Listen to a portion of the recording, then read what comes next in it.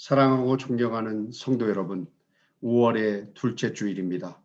오늘 예배에 참여하신 여러분 모두에게 하나님의 은혜와 축복과 평강이 함께하기를 주님의 이름으로 축복합니다. 오늘 하나님께서 우리에게 주시는 말씀은 신약성경 베드로전서 2장 9절의 말씀으로 은혜를 나누고자 합니다. 제가 읽어드리도록 하겠습니다. 그러나 너희는 택하신 족속이요 왕같은 제사장들이요 거룩한 나라요 그의 소유된 백성이니 이는 너희를 어두운 데서 불러내어 그의 기이한 빛에 들어가게 하신 이의 아름다운 덕을 선포하게 하려 하심이라. 아멘. 여러분, 이 베드로전서 2장 9절의 앞부분은 이 땅에 예수님의 제자로 살아가고 성도로 사는 우리들의 정체성이 무엇인가 이렇게 설명하고 있습니다. 그리고 뒷부분은 그래서 너희는 어떻게 살아야 하느냐 하는 사명에 대해서 설명하고 있습니다. 자, 이 세상에 예수님의 제자로 살아가는 우리들은 어떤 정체성을 갖고 있을까요? 첫 번째 보니까 너희는 택하신 족속이요 이렇게 말씀합니다. 영국의 신학자요 선교사인 레슬리 뉴비건에 의하면 여기에서 택함을 받았다 이 얘기는 구원을 위한 택함이 아니라 하나님의 원대한 사역을 위한 택함이라고 얘기하고 있습니다. 이 신학자의 견해에 의하면 우리는 하나님의 큰 사역을 감당하는데 택함을 받은 사람입니다. 하나님의 동역자라는 얘기입니다. 정말 너무나도 자랑스럽지 않습니까? 두 번째는 왕 같은 제사장들이요. 우리들은 제사장인데 여기서 제사장은 성직자 개념의 제사장이라기보다 예수를 믿지 않는 사람들이 우리를 통해서 예수를 믿게 되고 예배가 없는 곳에 예배가 살아나는 그러한 제사장 역할을 감당하는 왕 같은 제사장이다. 그런 뜻이 있습니다. 저와 여러분은 예수를 믿게 하는 그 일에 쓰임받기 위하여 세운 제사장이라는 사실입니다. 그 다음에 세 번째, 거룩한 나라요. 이렇게 말씀합니다.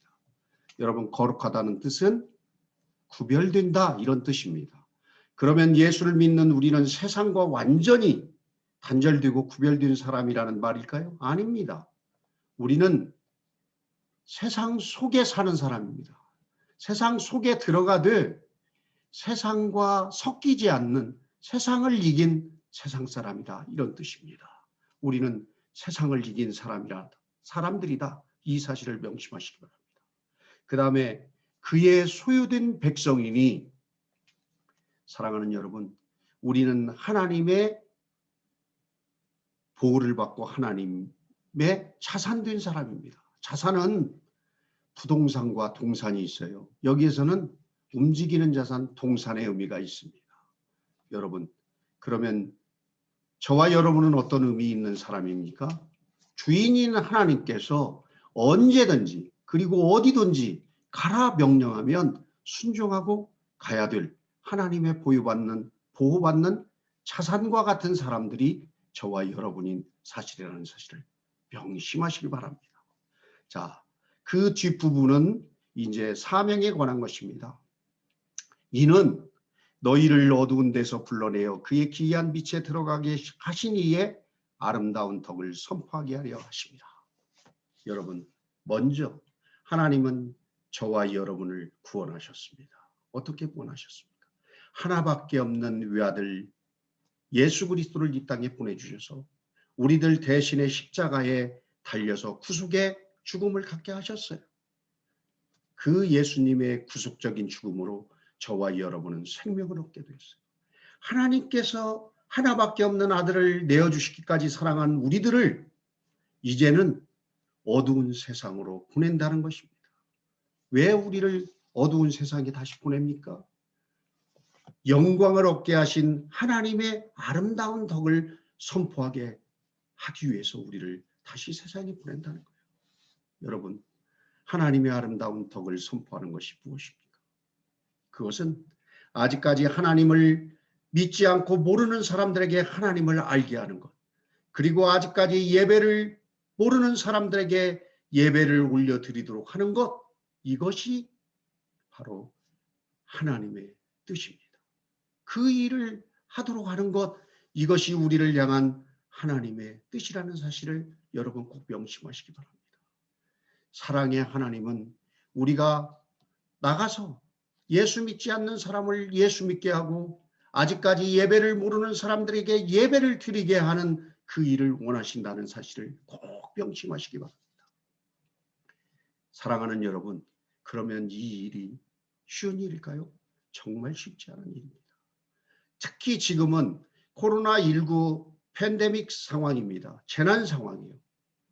이 상황 속에서 우리 교회가 예수 믿는 사람들이 세상 사람들에게 많은 비난을 받고 있는 것 또한 사실입니다. 왜입니까? 너무나도 이기적이고 그리고 방역 준칙을 잘 지키지 않았다는 그런 이유입니다. 그런 속에서 이 코로나 팬데믹이 끝났을 때 어떻게 이 사람들을 예수 믿게 하고 예배드리게 할 수 있단 말입니까? 그것은 우리가 하나님의 사랑을 받은 사람답게 정말 헌신적인 화해의 삶, 그리고 구속적인 삶을 살아야만 가능합니다. 우리의 말과 행동이 세상 사람들을 감동시킬 때만 그 일이 가능하다고 믿습니다. 어떤 삶을 살아야 될까요? 첫째는요, 용서를 통한 화해의 삶을 살아야 합니다. 성경에 보면 요셉의 이야기가 나옵니다. 요셉은 형제들이 참 미워해가지고 총으로 외국에다 팔아버렸습니다. 그러나 요셉이 하나님의 도움으로 잘 좋은 위치에 있다가 형제들을 만났을 때 어떻게 했습니까? 무조건 용서했습니다. 이런 삶을 살 때 다른 사람의 마음에 감동이 올 수 있다는 얘기입니다. 자, 두 번째는 어떤 삶입니까? 조건 없는 손님 접대의 삶을 살아야 합니다. 성경에 선한 사마리아인의 얘기가 나옵니다. 강도 만난 사람을 선한 사마리아 사람은 조건 없이 선행을 베풀었습니다. 우리도 그런 삶을 살 때 세상 사람들의 마음을 감동시킬 수 있다는 얘기입니다. 세 번째는 나눔을 통한 섬김의 삶을 살아야 한다는 것입니다. 이 본은 우리 주님 예수님께서 보여주셨습니다. 우리 예수님은 정말 어렵고 힘든 사람들에게 모든 것을 내어서 도와주셨습니다. 그리고 섬김의 삶을 평생 동안 사신 분입니다. 이렇게 할 때 세상 사람들을 감동시키고 이들이 예수를 믿고 예배에 나오게 할 수 있다는 얘기입니다. 이렇게 할 때 하나님은 영광을 받으시고 기뻐하실 것입니다. 그리고 우리는 예수 그리스도의 향기와 예수 그리스도의 편지로서의 역할을 감당하는 올바른 성도로 바르게 설 줄로 믿습니다.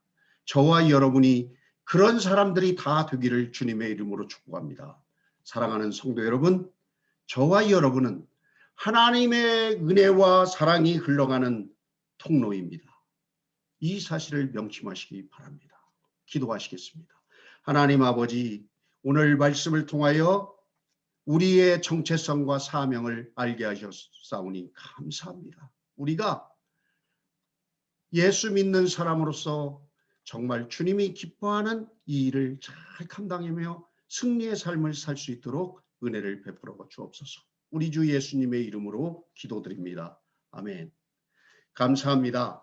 여러분, 하나님께서 주신 이 말씀으로 이번 한 주도 승리의 삶을 사는 저와 여러분이 되기를 간절히 바랍니다. 감사합니다.